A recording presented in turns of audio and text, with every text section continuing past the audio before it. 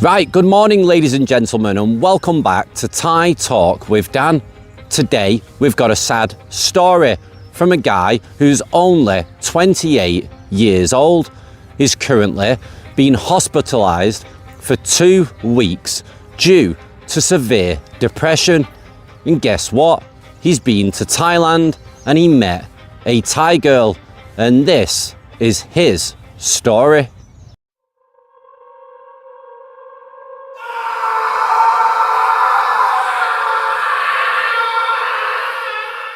Hi Dan, I wanted to share my own experience with bar girls in Thailand. I'm currently in the middle of a serious depression and have been hospitalised for 2 weeks. My cousin suggested that writing this out might help a little. He thinks I need a reality check to get this girl out of my head, and that hearing the truth from people in the comments could be good for me. Now let me tell you a bit about myself. My name is Pierre. I'm 28 years old.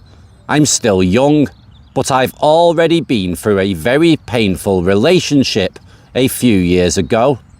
The girl I was with was diagnosed with cancer and passed away. After that, for 5 long years, I had no romantic experiences at all, not even any physical contact. I was completely shut down. My cousin, who knows Thailand well for business and parties in Pattaya, invited me to join him. I had always wanted to visit the country, so I took a month off work. He joined me for the first 2 weeks. We started on the islands, but I quickly realised I'm not the type who enjoys nature and peace. I prefer the energy of big cities, the vibe, the chaos, and especially getting to know the local people. We ended up spending a week in Bangkok, and I loved it. The city is wild, vibrant, and intense. Exactly what I needed. Now, 3 days before my cousin flew back to France, we were watching a PSG match in a bar in the Ekamai area. I was pretty drunk and dropped my wallet, but there wasn't much in it, just some cash and my medical insurance card, so it wasn't a big deal. But the next day, I received a friend request on Facebook. A girl told me she had found my wallet and we could meet in Bangkok so that she could return it. Her name was Kamon Chanok. She was 22, and honestly, she looked stunning in her photos. When we met in person, she was even more beautiful than I expected. Time seemed to slow down, like in a movie. She tried to say my name, Pierre. It made me laugh. She couldn't pronounce it properly, and it was adorable. Now, we were both very shy. I insisted on taking her out to eat as a thank you for returning my wallet with the 5,000 baht still inside. As we parted, she gave me a little kiss on the cheek. Nothing more, but that small gesture was enough to make my head spin. Now, the next day, I couldn't stop talking about her to my cousin. He started warning me about Thai women, but he didn't want to ruin the moment. He hadn't seen me this happy and alive in years. She had me install Line, and we started messaging non-stop. Dozens of messages every minute. Soon after, she invited me to have dinner at her Belgian stepfather's house in Pattaya. Once my cousin had left.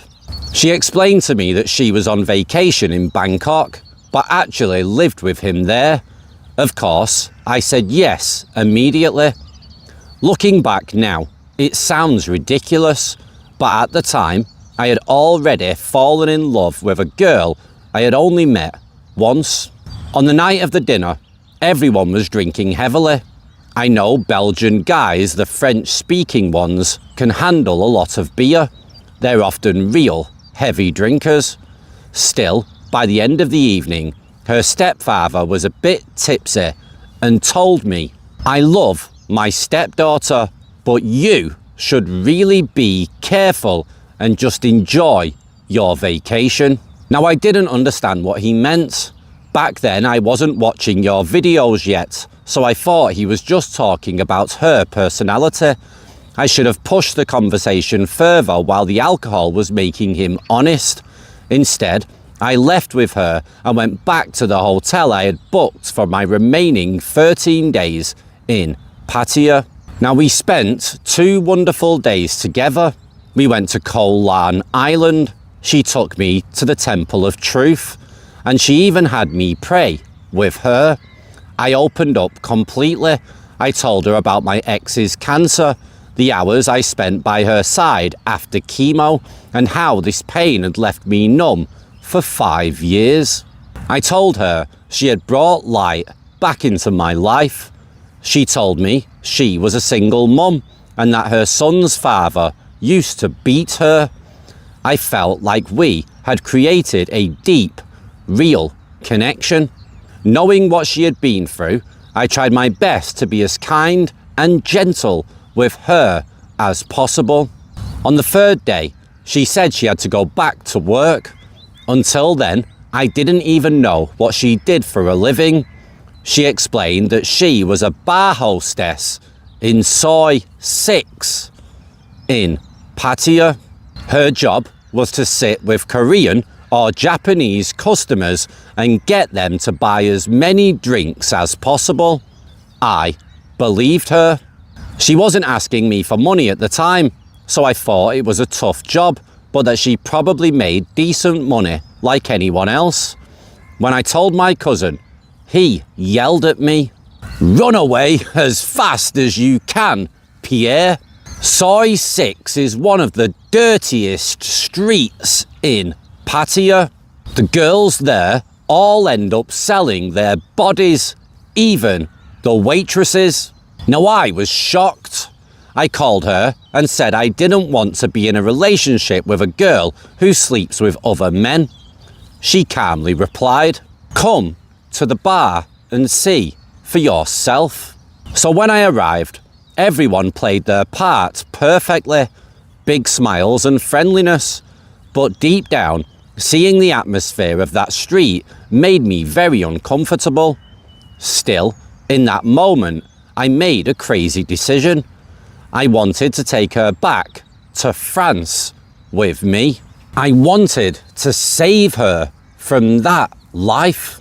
Now, I didn't even stop to think that she already had a nice house, a stepfather who took care of her and her mother. Now, in the following days, I found myself alone every evening from 4 p.m. until 3 a.m.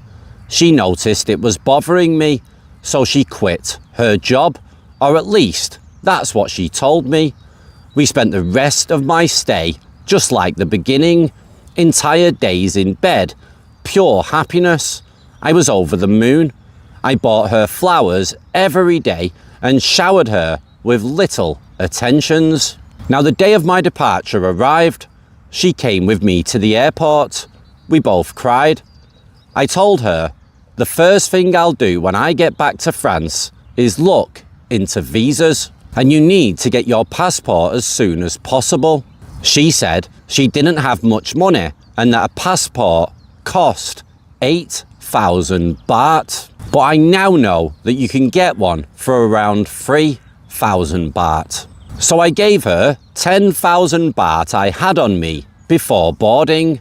On the ride from the airport, my cousin spent the entire hour and a half telling me it was a terrible idea, that she worked in Pattaya and worse, in Soi 6, and that I was going to get my heart broken. Now, I didn't listen to a word. We kept talking every day online, but the mood quickly changed. She started telling me about her family in Sisaket, who were looking after her son. She said they wouldn't feed him if she didn't send enough money. Now, I have a good job at BMW. My salary is well above the French average, so I didn't think the amounts were huge. Every time she had a problem, I sent her 5,000 baht. In total, I transferred around 60,000 baht. yet she still hadn't applied for her passport, even though I had already consulted a lawyer to prepare for her arrival in France. So we argued about it, and for 3 days she completely disappeared. Then she came back with a completely ridiculous story. She was supposedly working in a call centre near the Cambodian border. They had confiscated her phone, and she urgently needed 30,000 baht for her family. Now my cousin summed it up perfectly. You've got the sunk cost syndrome. You've already sent so much money that you're going to keep sending more out of fear that it was all for nothing. Luckily, she ghosted me again a few days later, and this time I was fortunate that she didn't come back right away. Now 3 days after that, my cousin was back in Pattaya for business and partying. That evening, she called me. We talked for a long time, and I didn't tell her my cousin was there. She said she was spending the evening with friends in Jomtien, and then came the moment when I felt the most ridiculous and humiliated in my entire life. My cousin asked me to confirm the name of the bar. Half an hour later, I received a message from him. Sorry, Pierre, followed immediately by a photo of her sitting on the lap of a fat, obese guy, laughing while whispering in his ear. Now I'm not Ryan Reynolds, but objectively I'd say I'm a solid 7 out of 10. I work out a lot, take care of myself, and she seemed to really like that. Seeing her on that guy's lap broke me. I drank a lot that night and sent her a hateful message full of insults with the photo attached, and she blocked me right after. It's been 2 weeks now, and I'm hospitalized for severe depression. I still cannot understand how she could prefer that dirty life over a normal one with me in France. A real home, a decent job, her son going to school in good conditions. I've even started wondering if she actually has a son. So Dan, that's my story with Thai bar girls. It's not a pretty one. I feel a terrible mix of shame, anger, and sadness. I keep thinking about my ex, who was perfect in my eyes, and I tell myself I will probably end up alone. P.S. I hesitated a lot before sending this. I hope people won't be too harsh with me. I'm just a lost guy who fell in love believing he was in a movie because I desperately needed to believe in something. I needed to dream again, even if that dream turned into a nightmare. Now, thank you for letting me get all of this off my chest. My cousin was right. Writing it out does help. And thanks to your videos too. Realising I'm not the only one going through this makes it a bit easier. Now, one last piece of advice before I go, and this is from the bottom of my heart.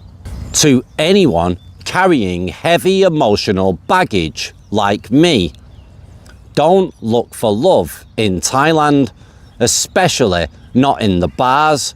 It is way too dangerous. You risk ending up even worse than before.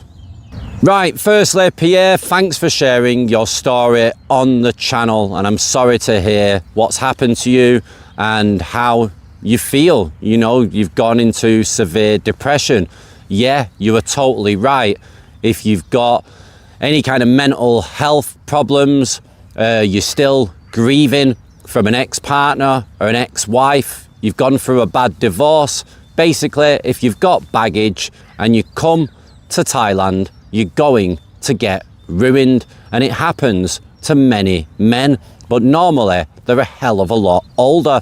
This guy is only 28 years old, and he got played by a soy 6 Pattaya bar girl. Now, it could have been a lot worse if he continued with her along his journey and stayed with her for a long time. God knows how much of his salary he would have put into that woman, how much he might have maxed out his credit cards or gone into his overdraft. So luckily, that didn't happen. Now guys, if you've got anything good to say, please put it down in the comments below and help this guy out. A lot of guys get into this situation, especially in a place like Pattaya, where these girls will say and do whatever they need to do in order to get you on that monthly payroll and generate money out of you. It is a game, and unfortunately that game can hurt the guys that fall in love with these girls, so be careful. Now guys, if you've got a similar story and you want to share it on the channel, then please get your email sent in to thaitalkwithdan@gmail.com and we'll share it on the channel. Apart from that, take it easy, look after yourselves, and don't fall in love in Thailand, especially with a soy 6 Pattaya bar girl. Ciao for now.